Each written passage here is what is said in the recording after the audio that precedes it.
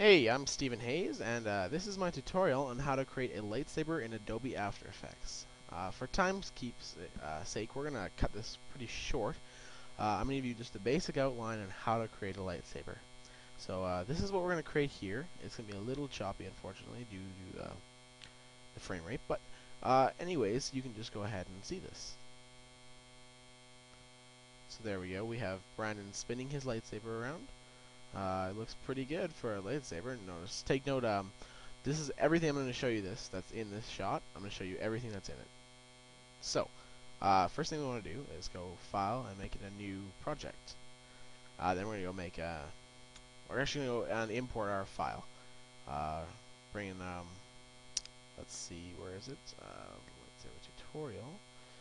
And there we go. I've just pre-prepared a clip from my upcoming movie, Peter vs. Brandon 2. So what we're going to do is we're going to take this clip and we're going to drag it just down into the composition area. And it just automatically creates a new composition, perfectly fit for our movie. So you can see what the raw footage is just simply Brandon with a red prop spinning it around, pretty decent speed. So really we don't need any tricks or anything, we just need to rotoscape a white solid over top of this. And so first thing we're going to do is we're going to create a new layer, solid, and make it pure white. Okay, make comp size. And okay, notice how I'm working in HD, so you guys probably won't be doing that, so it won't be such a big deal for you guys. But anyways, I'm going to go okay. Now we can't really see anything, right? So I'm going to hit this little eye tool down here beside white solid, just to turn it off. I'm going to press the Z key, which is zoom. Just going to hold it, and then I'm just going to zoom in nicely so his red saber fits right into the screen. Then I'm going to select my pen tool, which is G, and while making sure I've got the white solid selected, I'm just basically going to trace the outline of his saber, like that. And then before I do anything, make sure you close it at the end. I'm just gonna, using the arrow keys, touch it up a little so it fits a bit better into the boundaries of the saber. Awesome. So now we can go ahead and turn it back on, clicking the eye again. And now I see it. I want to make it a little bit thinner. There we go. Anyways, so what we're going to do is basically for every keyframe we have to animate this blade to follow Brandon's prop, and we can't do it by motion tracking, unfortunately, because it doesn't stay solid red the whole time. You see, it kind of transfers over everything else as it blurs out. But anyways, we're gonna go move ahead. Actually, what we're gonna do first is we're gonna hit the M key twice while selecting the white solid, and this just simply brings up the mask paths. What we're gonna want to do is beside mask path, we're gonna want to click the little stopwatch to keyframe it. Then I'm going to move forward a frame, and as you see it moves, and all I'm going to do is simply drag the white solid over to fit over top of it again. Basically this is just the process of keeping it, it moves it, watch, see, like keyframe, there we go, awesome. Now another cool thing you can do is move it ahead about a few frames at a time. This is going to help speed up your process. You're going to want to bring it down, and you want to follow the blur on the saber itself, because it's actually pretty accurate on the footage. It's pretty accurate to what you want it to really be. So I'm just going to do that. Make sure you drag it over top of it. And what After Effects will do is it'll actually fill in the rest of the frames for you to its best extent with a uniform motion. So you're going to have to touch it up a little bit, but it's already going to be kind of half done for you.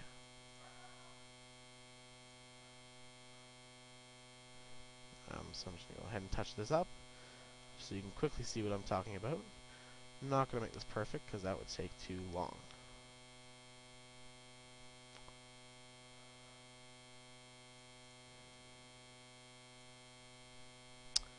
Alright, so as you can see, I'm just going to deselect it, As we move forward frames, it follows his saber pretty nicely. So all you gotta do basically is do this continuously for the whole thing. You can, as it gets bigger again, you can just accurately follow where the saber goes, and that pretty good. There we go. So anyways, I'm gonna go ahead and just skip this process because I don't have the time to show it to you all. But give me a sec. Okay, so I've finished up here. I'll just show you quickly what I've done. It's basically this. So Brandon just swings his saber. It works perfect. White solid stays on the entire time as long as you've done it properly. It'll be perfect like this. One thing we want to do though before we are finished up here is round the end of his saber off. It gives it a much nicer kind of look to it. So I'm going to go ahead and click my same pen tool, click in between the two lines to create a new vertex. Then go select the convert vertex tool, drag this point out, and then I'm going to hold the G key down and just basically click it. And that basically just makes it a round thing, kind of a nice rounded point between just those two. You're going to want to probably play with the arms here a little bit to make that more of a gradual roundness. And then there you go. You can see, can't really see too well if I bump up my. There you go. You see, it's a bit quite nice. Basically, so the one problem with doing this is you're going to have to redo it for every single keyframe that you've made previously. So if I show you just like this, you see every frame it goes. When you do, when it starts moving quickly, you want to make the motion a little more a little less like sorry, not the motion, the curve a little less incremental, because you're not really mimicking the end of the saber anymore. You're mimicking the rotation of the blur that is going on, and but otherwise that's pretty much it. We're ready to move on. So I'm just gonna go ahead and finish this all up. Okay, so I'm done. Again, you can't really see too much from this angle, but you'll see what I'm talking about soon. So what I'm going to do is I'm going to go layer, and I'm going to create a new solid and make it a fully black solid. And go OK, and make comp size and OK. So now I'm going to make sure this black solid is on the very bottom, and I'm going to go ahead and create a new composition, all the same settings. Okay. Anyway, so we got that made. I'm just gonna bring my my footage into this layer, right onto it nicely. It fits perfect. Awesome. So I'm gonna go back to my composition here. I'm gonna delete the footage layer, so all we have left is this white solid. Then I'm gonna click it and Control D, which is duplicate. I want to duplicate it 4 times. Then I'm gonna hit MM on the first layer. It brings up the mask settings again. And I'm gonna go click the mask feather and set it to 1.